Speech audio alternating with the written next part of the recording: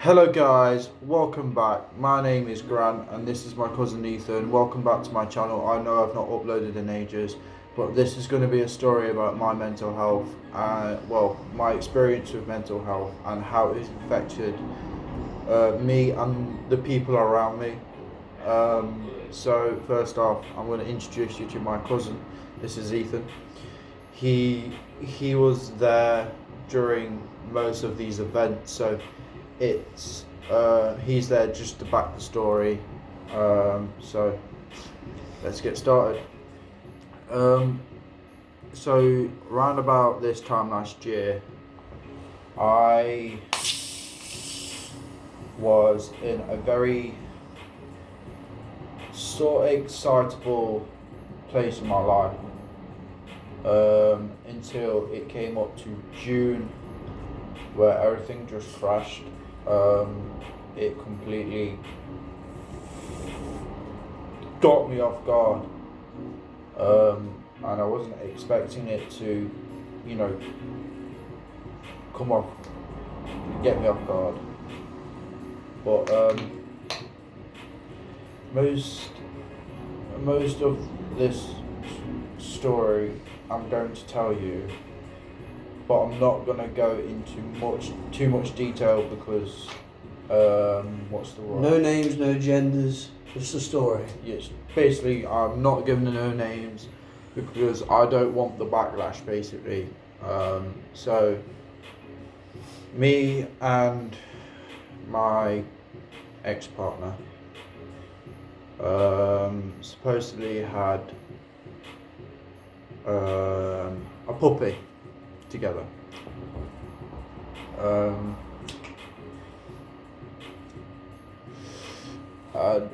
It was quite an excitable moment leading up to this point last year. Obviously, the puppy arrived, and it was quite a big change in my life, and it was easy to start off with. First real sense of responsibility. Yes, it was a real sense of responsibility. It was basically a wake me up, keep me up my arse. It generally did.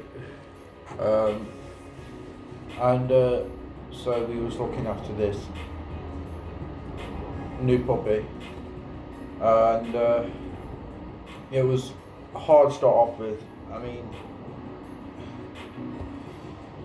it's not an easy thing being, a parent or looking after anything, any life form. It's not easy to look after. I'll tell you that. It's quite difficult.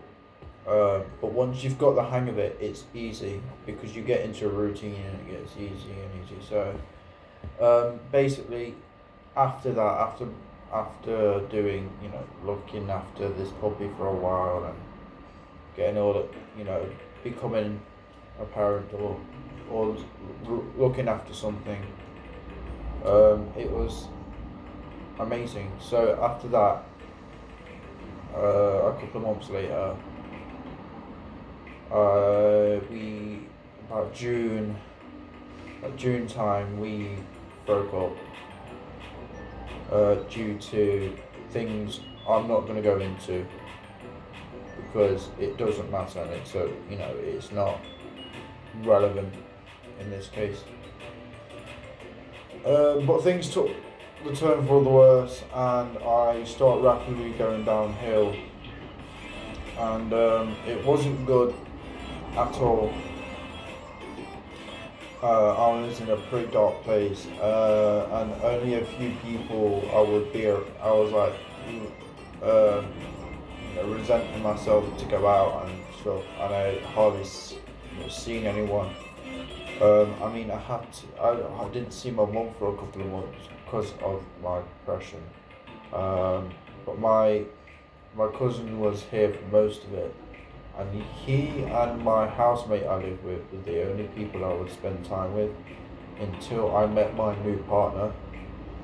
And she's been amazing, and she's understanding But at first, during the relationship, I didn't want to, I tried to tell her what's happened, but I only gave her a basic run through and I didn't tell her the whole story. But she found out, and she asked me why I didn't tell her, and I was basically saying, well, I was scared to, because I didn't know what he was going to think of me. But she was really understanding and helping and caring, and she still is now. It's been quite a long it's been stressful last year. I mean, it was stressful for everybody, during lockdown, and there's a lot of things there's a lot of things you couldn't do because of lockdown. And the thing, during lockdown, my mental health wasn't the best, but I've been better, if you know what I mean. But during, after lockdown eased a bit, for the first time last year, I started going out more, started seeing friends more, and that really helped. But then we went into lockdown again, and then I couldn't see anyone apart from the bubble I was in. It's one of those things, and I'm one of these people who don't like to be stuck in the same four walls every day. Like, if I had, if it was up to me, I would go out every day and stay out, because I want to be a sociable person, but my anxiety physically won't let me go outside and meet friends, because I'm scared of what they're going to think of me, and it's really hard. Doing things like going to the pub is quite hard because of my anxiety. I don't do well around people who are drunk or people who are drinking, and I don't hardly drink myself. So I feel the odd one out if I'm sat in the pub and I'm with friends or family and they're drinking and I'm not. Because because I used to be quite I wasn't to say a heavy drinker, but I used to drink every time I used to go to the pub. But I don't now, because I choose not to, because of my mental health. It's not good for me. But most people, who drink and have mental health problems, I think that's the worst thing you can do, is be an alcoholic and have mental health problems, because it's not going to help you in the long run. But I know there is help out there you can get for this sort of thing. Just off camera now. Back to the I'm going to go back to the stories and backtracking. I'm going on a different topic. Back to my suicide attempts. I have attempted a few in my life. It's been to the point where I've been in hospital and they've had to put an IV for the amount of